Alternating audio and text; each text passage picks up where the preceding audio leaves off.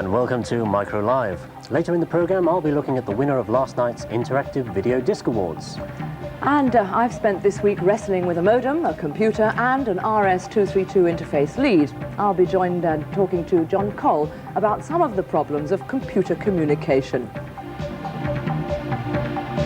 And our American reporter Fref visits the world's first ever Museum of Computing.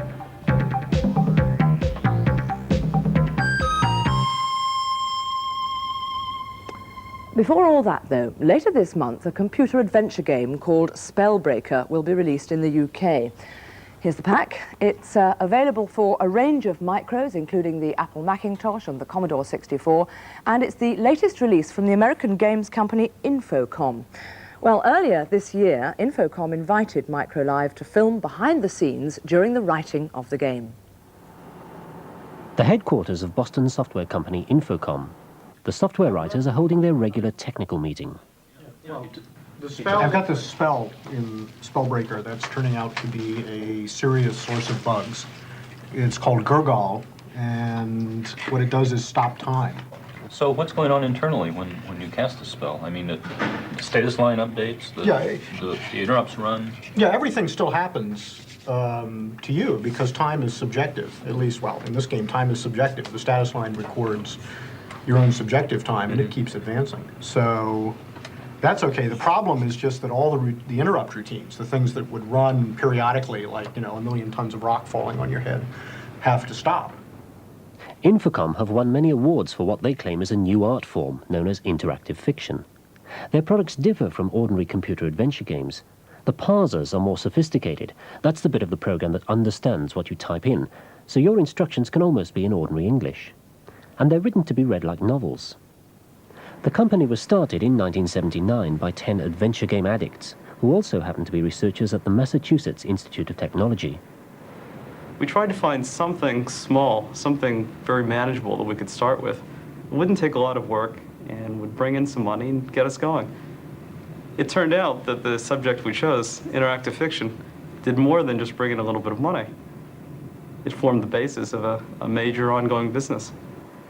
Dave Lebling was another of the original 10. He wrote the latest game, Spellbreaker. Spellbreaker is the third game in a trilogy in which, instead of playing an adventurer, you play a magician, and you advance from being an apprentice to being one of the most powerful magicians in the land. A game like Spellbreaker is not written directly onto a computer. It starts life as a few ideas jotted on paper. Initially, it's almost like writing a book. You come up with a plot. This is a civilization founded on magic, and magic has stopped working. And then you start thinking of logic puzzles and things which will advance the plot and at the same time provide intellectual stimulation for the people who are playing it. The games are coded in a language called ZIL on a mainframe development system. ZIL stands for Zork Implementation Language, Zork being the name of Infocom's first product. And it's a descendant of the artificial intelligence language Lisp.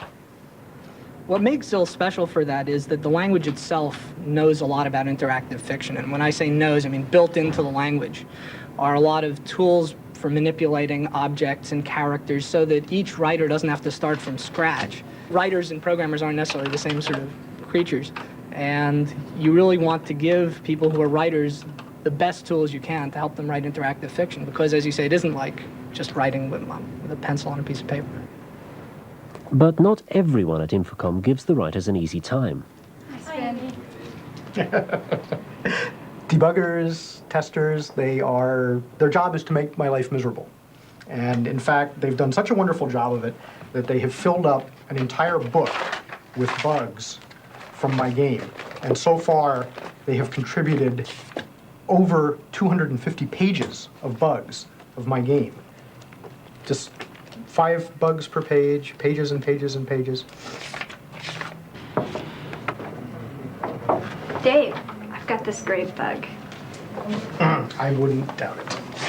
You walk into the octagonal room, and they're describing the 8 sides of the walls and the runes, and it gets to the south wall, and it just goes crazy. It says south, south, south, south, south, and it just goes on for pages, and it doesn't stop. What happened is I rewrote the thing that prints which walls have runes on them and tells the directions, and I bet I forgot to make it terminate. So let me take a look. It's probably something very simple. So why is it not terminating? It really ought to work. Oh well. While Lebling wrestles with the bugs, the designers are putting the finishing touches to the Spellbreaker box. Infocom are renowned for their clever packaging, which often contains clues to help solve the puzzles. But strangely, the visuals don't extend to the screen. Infocom games are purely text. I think there are no graphics in our interactive fiction for the same reason that most novels that you pick up in a store don't have graphics either, which is that the goal is basically for you to use your imagination to picture the scenes rather than trying to depict everything for you.